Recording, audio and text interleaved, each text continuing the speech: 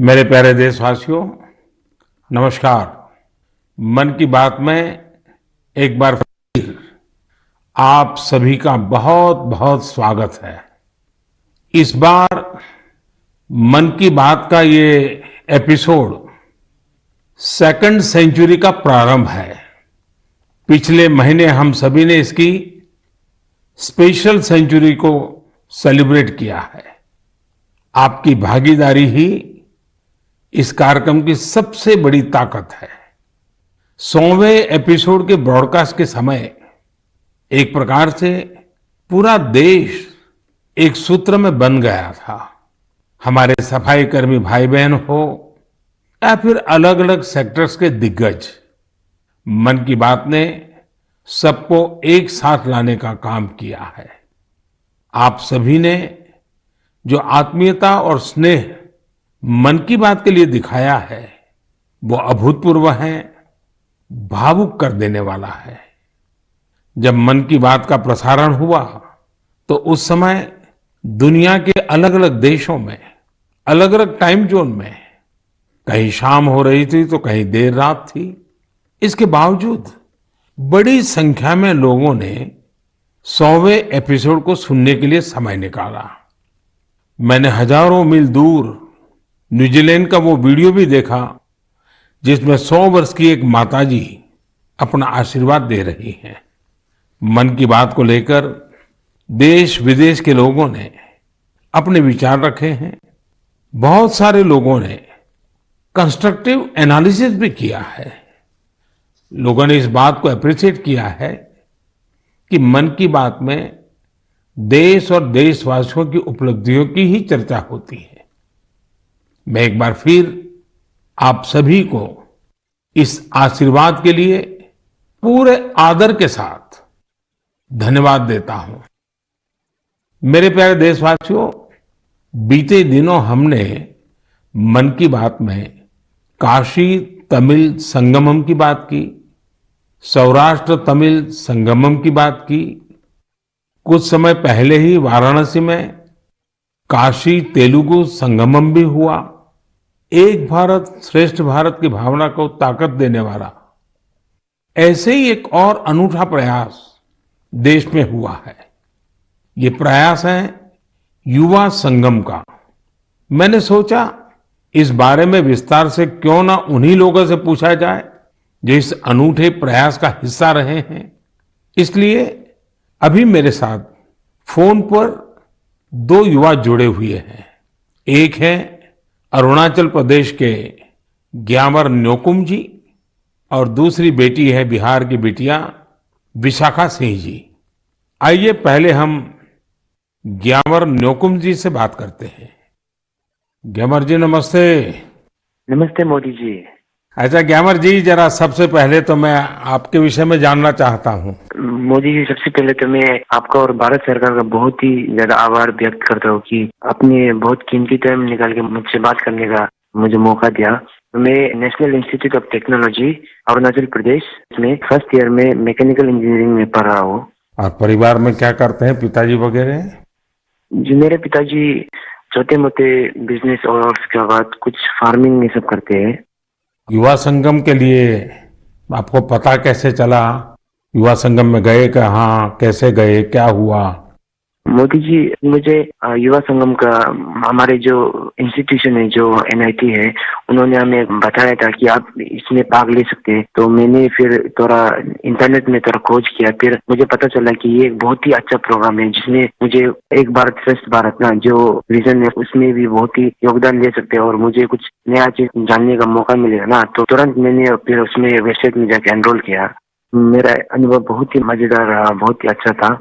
कोई सिलेक्शन आपको करना था? मोदी जी, जब वेबसाइट खोला था अरुणाचल वालों के लिए 2 ऑप्शन था। पहला था आंध्र प्रदेश जिसमें आईआईटी तिरुपति था और दूसरा था सेंट्रल यूनिवर्सिटी राजस्थान। तो मैंने राजस्थान में किया था अपना फर्स्ट प्रेफरेंस। सेकंड प्रेफरेंस मैंने आईआईटी तिरुपति किया था। तो मुझे राजस्थान के लिए सेलेक्ट हुआ था, तो मैं राजस्थान गया था।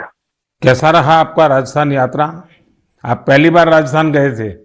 हाँ, मैं पहली बार अरुणाचल से बाहर गया था। मैंने तो जो राजस्थान के किले ये सब तो मैंने बस फिल्म और फोन में ही देखा था ना। तो मैंने जब पहली बार गया तो मेरा एक्सपीरियंस बहुत ही, वहाँ के लोग बहुत ही अच्छे थे और जो हमें ट्रीटमेंट दिया बहुत ही ज्यादा अच्छा था। और जो हमें नया नया चीज सीखने को मिला मुझे राजस्थान के बारे की, और उधर के लोग जैसे कि रेन वाटर हार्वेस्टिंग, बहुत कुछ नया नया चीज सीखने को मिला जो मुझे बिल्कुल ही मालूम नहीं था। तो ये प्रोग्राम मुझे बहुत ही अच्छा था, राजस्थान का विजिट। देखिए, आपको तो सबसे बड़ा फायदा ये हुआ है कि अरुणाचल में भी वीरों की भूमि है, राजस्थान भी वीरों की भूमि है, और राजस्थान से सेना में भी बहुत बड़ी संख्या में लोग हैं।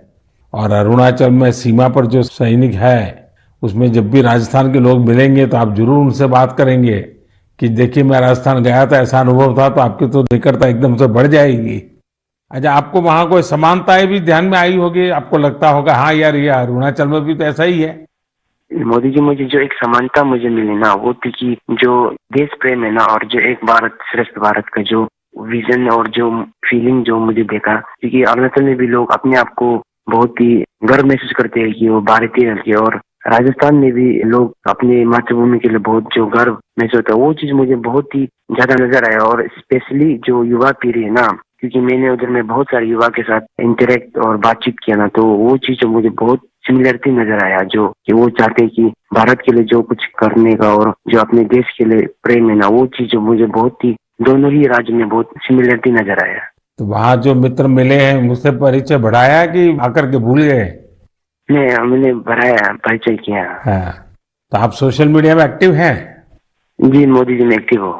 तो आपने ब्लॉग लिखना चाहिए अपना, ये युवा संगम का अनुभव कैसा रहा, आपने उसमें एनरोल कैसे किया, राजस्थान में अनुभव कैसा रहा, ताकि देश भर के युवाओं को पता चले कि एक भारत श्रेष्ठ भारत का महात्म्य क्या है, ये योजना क्या है, उसका फायदा युवा कैसे ले सकते हैं। पूरा अपने एक्सपीरियंस का ब्लॉग लिखना चाहिए, तो बहुत लोगों को पढ़ने के लिए काम आएगा। जी मैं जरूर करूंगा। ग्यामर जी, बहुत अच्छा लगा आपसे बात करके। और आप सब युवा देश के लिए, देश के उज्जवल भविष्य के लिए, क्योंकि ये 25 साल अत्यंत महत्वपूर्ण है आपके जीवन के भी और देश के जीवन के भी। तो मेरी बहुत बहुत शुभकामनाएं। धन्यवाद। धन्यवाद मोदी जी, आपको भी। नमस्कार भैया। साथियों, अरुणाचल के लोग इतनी आत्मीयता से भरे होते हैं कि उनसे बात करते हुए मुझे बहुत आनंद आता है। युवा संगम में ग्यामर जी का अनुभव तो बेहतरीन रहा। आइए अब बिहार की बेटी विशाखा सिंह जी से बात करते हैं। विशाखा जी, नमस्कार। सर्वप्रथम तो भारत के माननीय प्रधानमंत्री जी को मेरा प्रणाम, और मेरे साथ सभी डेलीगेट्स की तरफ से आपको बहुत बहुत प्रणाम। अच्छा विशाखा जी, पहले अपने बारे में बताइए, फिर मुझे युवा संगम के विषय में भी जानना है। मैं बिहार के सासाराम नाम के शहर की निवासी हूँ, और मुझे युवा संगम के बारे में मेरे कॉलेज के व्हाट्सएप ग्रुप के मैसेज के थ्रू पता चला था सबसे पहले। तो उसके बाद फिर मैंने पता करा इसके बारे में और डिटेल निकाली कि ये क्या है। तो मुझे पता चला कि ये प्रधानमंत्री जी की एक स्कीम है, एक भारत श्रेष्ठ भारत के थ्रू युवा संगम है। तो उसके बाद मैंने अप्लाई करा, और जब मैंने अप्लाई करा तो मैं एक्साइटेड थी इसमें ज्वाइन होने के लिए। लेकिन जब मैं वहां से घूम के तमिलनाडु जाके वापस आई, तो वो जो एक्सपोजर मैंने गेन किया, उसके बाद मुझे अभी बहुत ज्यादा ऐसा प्राउड फील होता है that I have been the part of this programme. तो मुझे बहुत ही ज्यादा खुशी है उस प्रोग्राम में पार्ट लेने की, और मैं तहे दिल से आभार व्यक्त करती हूँ आपका कि आपने हमारे जैसे युवाओं के लिए इतना बेहतरीन प्रोग्राम बनाया जिससे हम भारत के विभिन्न भागों के कल्चर को अडेप्ट कर सकते हैं। विशाखा जी, आप क्या पढ़ती हैं? मैं कंप्यूटर साइंस इंजीनियरिंग की सेकेंड ईयर की छात्रा हूँ। अच्छा विशाखा जी, आपने किस राज्य में जाना है, कहाँ जुड़ना है, वो निर्णय कैसे किया? जब मैंने ये युवा संगम के बारे में सर्च करना शुरू किया गूगल पे, तभी मुझे पता चल गया था कि बिहार के डेलीगेट्स को तमिलनाडु के डेलीगेट्स के साथ एक्सचेंज किया जा रहा है। तमिलनाडु काफी रिच कल्चरल स्टेट है हमारे कंट्री का। तो उस टाइम भी मैंने जब ये जाना, ये देखा कि बिहार वालों को तमिलनाडु भेजा जा रहा है, तो इसने भी मुझे बहुत ज्यादा मदद किया ये डिसीजन लेने में कि मुझे फॉर्म फिल करना चाहिए, वहां जाना चाहिए या नहीं। और मैं सच में आज बहुत ज्यादा गौरवान्वित महसूस करती हूँ कि मैंने इसमें पार्ट लिया, और मुझे बहुत खुशी है। आपका पहली बार जाना हुआ तमिलनाडु? जी, मैं पहली बार गई थी। अच्छा, कोई खास यादगार चीज अगर आप कहना चाहें तो क्या कहेंगे देश के युवा सुन रहे हैं आपको। जी, पूरा जर्नी ही माने तो मेरे लिए बहुत ही ज्यादा बेहतरीन रहा है। एक एक पड़ाव पे हमने बहुत सारी अच्छी चीजें सीखी हैं। मैंने तमिलनाडु में जाके अच्छे दोस्त बनाए हैं, वहाँ के कल्चर को अडेप्ट किया है, वहाँ के लोगों से मिली मैं। लेकिन सबसे ज्यादा अच्छी चीज जो मुझे लगी वहाँ पे, वो पहली चीज तो ये कि किसी को भी मौका नहीं मिलता है इसरो में जाने का, और हम डेलीगेट्स थे तो हमें ये मौका मिला था कि हम इसरो में जाएं। प्लस दूसरी बात सबसे अच्छी थी वो थी जब हम राजभवन में गए और हम तमिलनाडु के राज्यपाल जी से मिले, तो वो 2 मोमेंट जो था वो मेरे लिए काफी सही था। मुझे ऐसा लगता है कि जिस एज में हम हैं एज अ यूथ, हमें वो मौका नहीं मिल पाता जो कि युवा संगम के थ्रू मिला है, तो ये काफी सही और सबसे यादगार मोमेंट था मेरे लिए। बिहार में तो खाने का तरीका अलग है, तमिलनाडु में खाने का तरीका अलग है, जी, तो वो सेट हो गया था पूरी तरह। वहाँ जब हम लोग गए थे तो साउथ इंडियन क्विजीन है वहाँ पे तमिलनाडु में, तो जैसे ही हम लोग गए थे तो वहाँ जाते के साथ हमें डोसा, इडली, सांभर, उत्तपम, वड़ा, उपमा ये सब सर्व किया गया था। तो पहले जब हमने ट्राई करा तो दैट वाज टू गुड। वहाँ का खाना जो है वो बहुत ही हेल्दी है एक्चुअली, बहुत ही ज्यादा टेस्ट में भी बेहतरीन है और हमारे नॉर्थ के खाने से बहुत ही ज्यादा अलग है। तो मुझे वहाँ का खाना भी बहुत अच्छा लगा और वहाँ के लोग भी बहुत अच्छे लगे। अब तो दोस्त भी बन गए होंगे तमिलनाडु में। जी जी, वहाँ पे हम रुके थे एनआईटी त्रिची में, उसके बाद आईआईटी मद्रास में, तो उन दोनों जगह के स्टूडेंट से तो मेरी दोस्ती हो गई है। प्लस बीच में एक सीआईआई का वेलकम सेरेमनी था, तो वहाँ पे वहाँ के आसपास के कॉलेज के भी बहुत सारे स्टूडेंट्स आए थे, तो वहाँ हमने उन स्टूडेंट से भी इंटरेक्ट किया और मुझे बहुत अच्छा लगा उन लोगों से मिलकर। काफी लोग तो मेरे दोस्त भी हैं और कुछ डेलीगेट से भी मिले थे, जो तमिलनाडु के डेलीगेट बिहार आ रहे थे, तो हमारी बातचीत उनसे भी हुई थी और हम अभी भी आपस में बात करते हैं, तो मुझे बहुत अच्छा लगता है। तो विशाखा जी, आप एक ब्लॉग लिखिए और सोशल मीडिया पे ये आपको पूरा अनुभव, एक तो इस युवा संगम का, फिर एक भारत श्रेष्ठ भारत का, और फिर तमिलनाडु में अपनापन जो मिला, जो आपको स्वागत सत्कार हुआ, तमिल लोगों का प्यार मिला, ये सारी चीजें देश को बताइए आप। तो लिखोगे आप? जी जरूर। तो मेरी तरफ से आपको बहुत शुभकामनाएं हैं और बहुत बहुत धन्यवाद। जी, थैंक यू सो मच। नमस्कार। ग्यामर और विशाखा, आपको मेरी बहुत बहुत शुभकामनाएं। युवा संगम में आपने जो सीखा है वो जीवन पर्यंत आपके साथ रहे, यही मेरी आप सबके प्रति शुभकामना है। साथियों, भारत की शक्ति इसकी विविधता में है।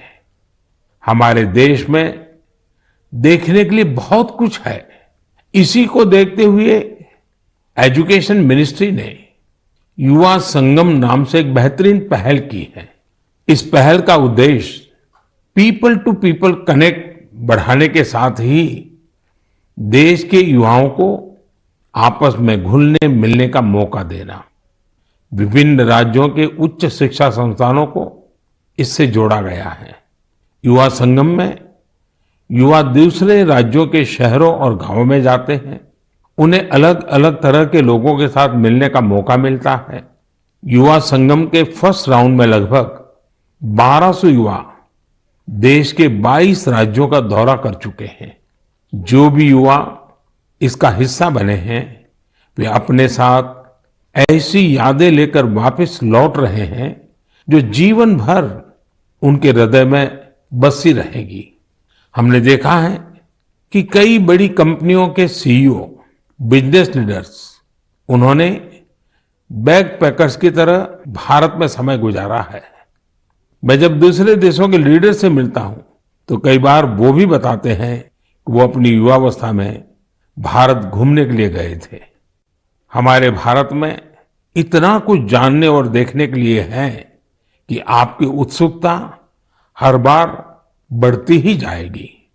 मुझे उम्मीद है कि इन रोमांचक अनुभवों को जानकर आप भी देश के अलग अलग हिस्सों की यात्रा के लिए जरूर प्रेरित होंगे। मेरे प्यारे देशवासियों, कुछ दिनों पहले ही मैं जापान में हिरोशिमा में था।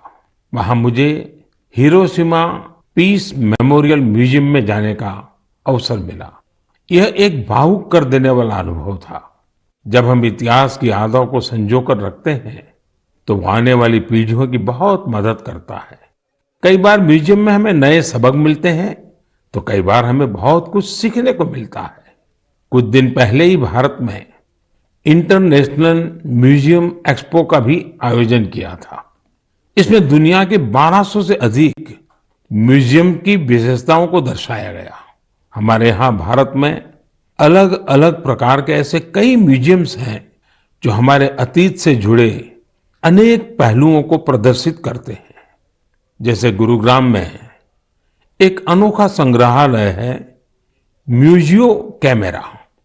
इसमें 1860 के बाद के 8000 से ज्यादा कैमरों का कलेक्शन मौजूद है। तमिलनाडु के म्यूजियम ऑफ पॉसिबिलिटीज को हमारे दिव्यांगजनों को ध्यान में रखकर डिजाइन किया गया है। मुंबई का छत्रपति शिवाजी महाराज वास्तु संग्रहालय एक ऐसा म्यूजियम है जिसमें 70,000 से भी अधिक चीजें संरक्षित की गई हैं। साल 2010 में स्थापित इंडियन मेमोरी प्रोजेक्ट एक तरह का ऑनलाइन म्यूजियम है। ये जो दुनिया भर से भेजी गई तस्वीरों और कहानियों के माध्यम से भारत के गौरवशाली इतिहास की कड़ियों को जोड़ने में जुटा है। विभाजन की विभीषिका से जुड़ी स्मृतियों को भी सामने लाने का प्रयास किया गया है। बीते वर्षों में भी हमने भारत में नए नए तरह के म्यूजियम और मेमोरियल बनते देखे हैं। स्वाधीनता संग्राम में आदिवासी भाई बहनों के योगदान को समर्पित 10 नए म्यूजियम बनाए जा रहे हैं। कोलकाता के विक्टोरिया मेमोरियल में विप्लवी भारत गैलरी हो या फिर जलियांवाला बाग मेमोरियल का पुनरुद्धार, देश के सभी पूर्व प्रधानमंत्रियों को समर्पित पीएम म्यूजियम भी आज दिल्ली की शोभा बढ़ा रहा है।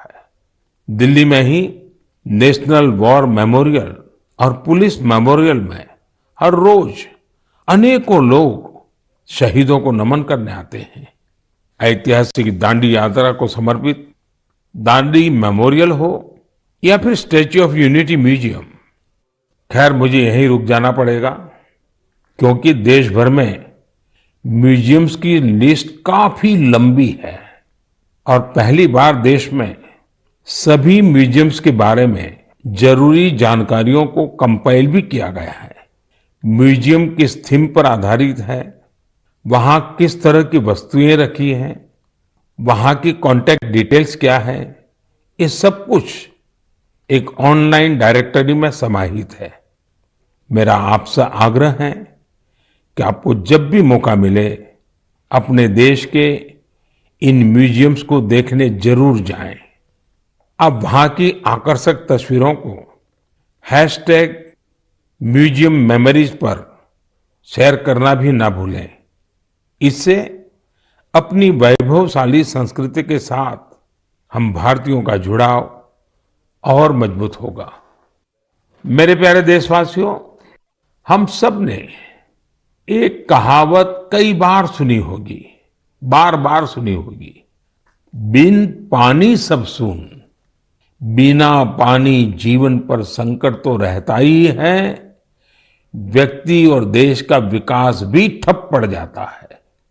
भविष्य की इसी चुनौती को देखते हुए आज देश के हर जिले में 75 अमृत सरोवरों का निर्माण किया जा रहा है। हमारे अमृत सरोवर इसलिए विशेष हैं क्योंकि ये आजादी के अमृत काल में बन रहे हैं और इसमें लोगों का अमृत प्रयास लगा है। आपको जानकर अच्छा लगेगा कि अब तक 50,000 से ज्यादा अमृत सरोवरों का निर्माण भी हो चुका है। ये जल संरक्षण की दिशा में बहुत बड़ा कदम है। साथियों, हम हर गर्मी में इसी तरह पानी से जुड़ी चुनौतियों के बारे में बात करते रहते हैं। इस बार भी हम इस विषय को लेंगे, लेकिन इस बार चर्चा करेंगे जल संरक्षण से जुड़े स्टार्टअप्स की। एक स्टार्टअप है फ्लॉक्स जेन। ये स्टार्टअप आईओटी एनेबल्ड तकनीक के जरिए वाटर मैनेजमेंट के विकल्प देता है। ये टेक्नोलॉजी पानी के इस्तेमाल के पैटर्न्स बताएगा, और पानी के प्रभावी इस्तेमाल में मदद करेगा। एक और स्टार्टअप है लिव एंड सेंस। ये आर्टिफिशियल इंटेलिजेंस और मशीन लर्निंग पर आधारित प्लेटफॉर्म है। इसकी मदद से वाटर डिस्ट्रीब्यूशन की प्रभावी निगरानी की जा सकेगी। इससे ये भी पता चल सकेगा कि कहां कितना पानी बर्बाद हो रहा है। एक और स्टार्टअप है कुंभी कागज। ये कुंभी कागज ऐसा विषय है, मुझे पक्का विश्वास है आपको भी बहुत पसंद आएगा। कुंभी कागज स्टार्टअप उसने एक विशेष काम शुरू किया है।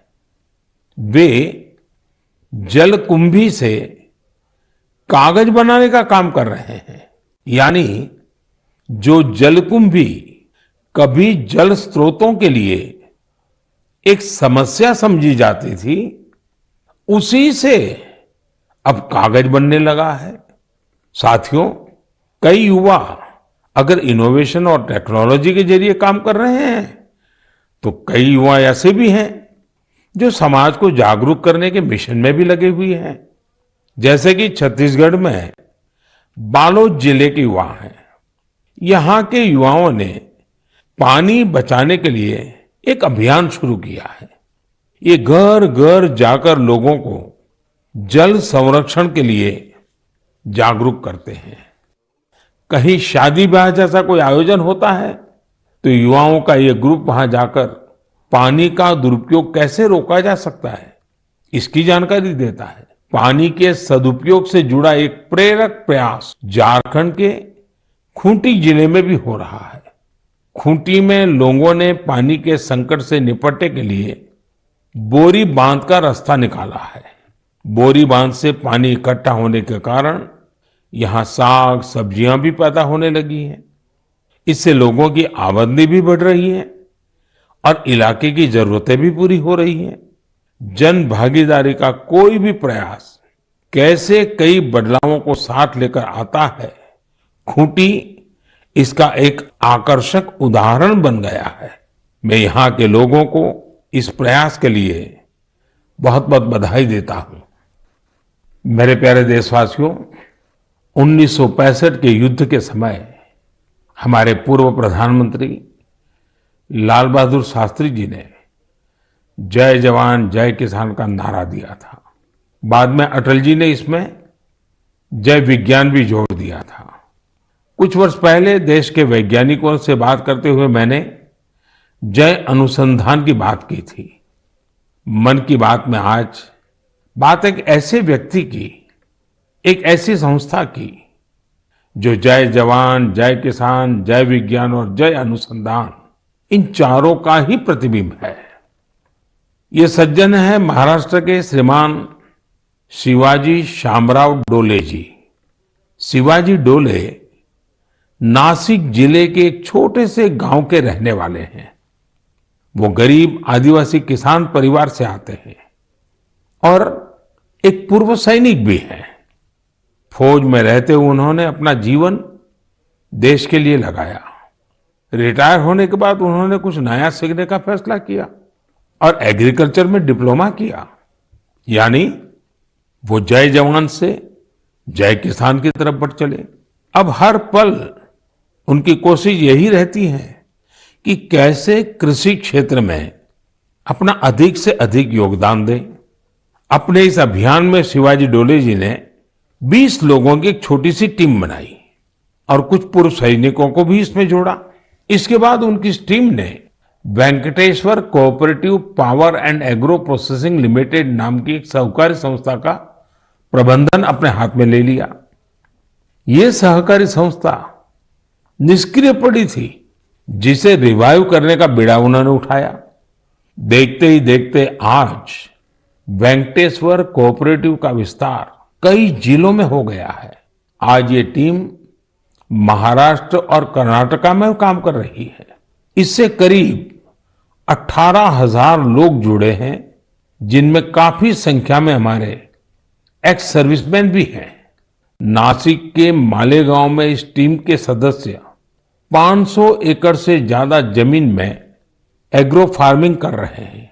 ये टीम जल संरक्षण के लिए भी कई तालाब भी बनवाने में जुटी है। खास बात यह है कि इन्होंने ऑर्गेनिक फार्मिंग और डेयरी भी शुरू की है। अब इनके उगाए अंगूरों को यूरोप में भी एक्सपोर्ट किया जा रहा है। इस टीम की जो दो बड़ी विशेषताएं हैं जिसने मेरा ध्यान आकर्षित किया है वो ये है जय विज्ञान और जय अनुसंधान। इसके सदस्य टेक्नोलॉजी और मॉडर्न एग्रो प्रैक्टिसेस का अधिक से अधिक उपयोग कर रहे हैं। दूसरी विशेषता यह है कि वे एक्सपोर्ट के लिए जरूरी कई तरह के सर्टिफिकेशन पर भी फोकस कर रहे हैं। सहकार से समृद्धि की भावना के साथ काम कर रही इस टीम की मैं सराहना करता हूं। इस प्रयास से न सिर्फ बड़ी संख्या में लोगों का सशक्तिकरण हुआ है बल्कि आजीविका के अनेक साधन भी बने हैं। मुझे उम्मीद है कि यह प्रयास मन की बात के हर श्रोता को प्रेरित करेगा। मेरे प्यारे देशवासियों, आज 28 मई को महान स्वतंत्रता सेनानी वीर सावरकर जी की जयंती है।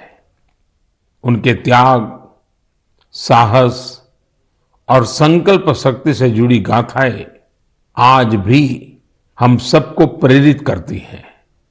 मैं वो दिन भूल नहीं सकता जब मैं अंडमान में उस कोठरी में गया था जहां वीर सावरकर ने काला पानी की सजा काटी थी।